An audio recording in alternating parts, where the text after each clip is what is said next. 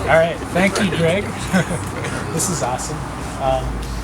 So I'm going to read a few poems. The first poems are going to be from a collection of poems that I'm working on.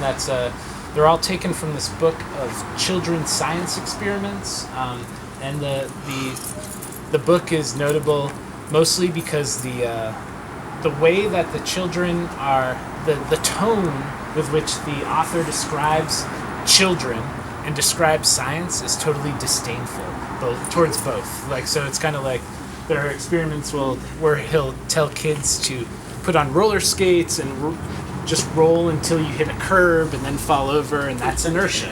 And then another one is like, have your friends stand on a rug, pull the rug out from underneath them, and then I forget what that is, but science. It's all science. So the titles are all from the experiments that in this book. Action and reaction. Let's stand near each other and assume the Miss Mary Mac position.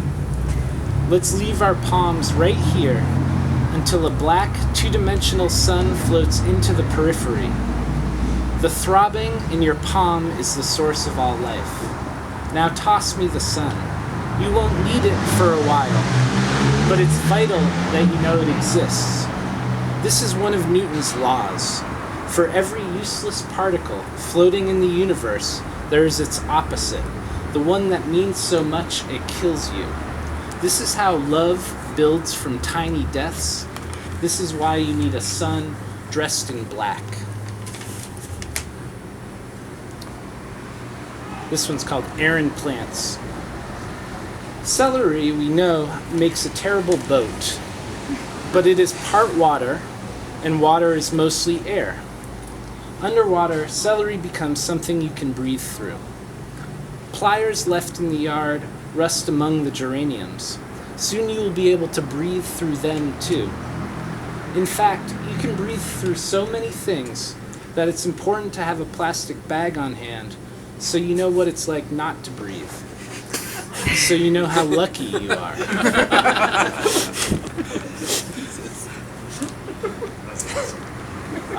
This is a true experiment, home experiment, called Plant's Breath.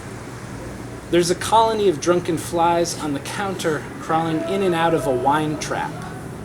This is how we ended up with so many lobsters. This is for the Mainers up here. So allegedly, the reason that the Maine lobster population is so big right now is because they set up underwater video cameras, and it turns out that the lobsters were crawling in and out of the traps, just like eating all day.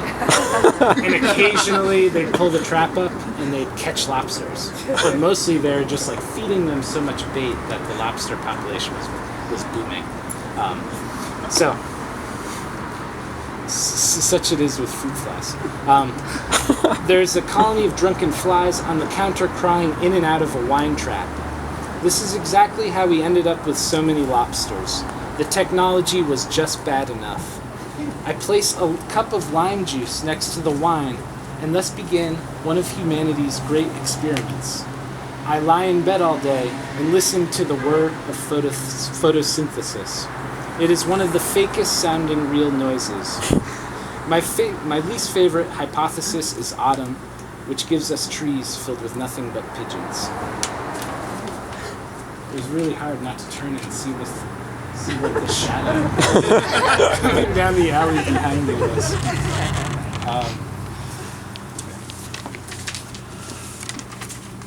Experiment with solids. A tennis ball spends every day watching the same patch of sky, a patch of sky that used to be a globe. Don't believe science when it tells you blue isn't a color. Blue is the dictator inside every object. Only a bullet isn't blue. A bullet is green with venom and dumb as the lamp that only does what we tell it. A bullet is empty. Blue is an egg.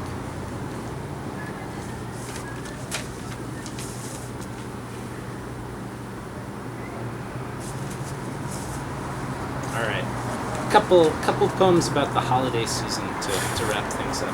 I teach at Edmonds Community College, and so this was my feeling after the end of the quarter, kind of. I'm busting out. I'm busting out, says the last test taker to the proctor before disappearing between the greenhouses gone native with the squirrels. He speeds through a condo complex where two men fish a possum from the pool. The possum's nose is almost pig-like and therefore almost human. Across the street, a woman picks up and smells each wreath on display. Worse yet, she tastes them too. There's something over-caffeinated about the holidays. A boy plucks the sweetest tendon from the ham bone. He's waited a long time for this, yes, but I've seen others wait just as long for ice cream on a weeknight. That's about Molly Moons, I think. The lines stretching around. Okay, this is for St. Patrick's Day, which is right around the corner. Because the billboard says we're home.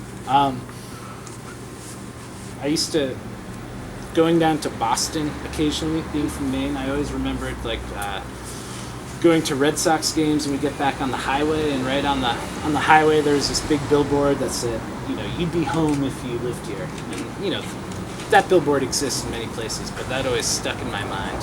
So, because the billboard says we're home. People in green hats and gold buckles are never not on holiday. There is never not a costume. Vines play sentinel on the balcony.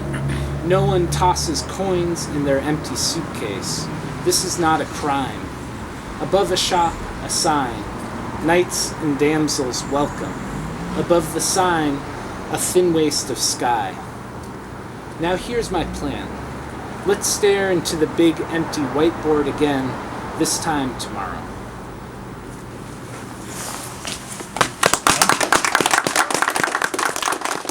Thank you, Bill.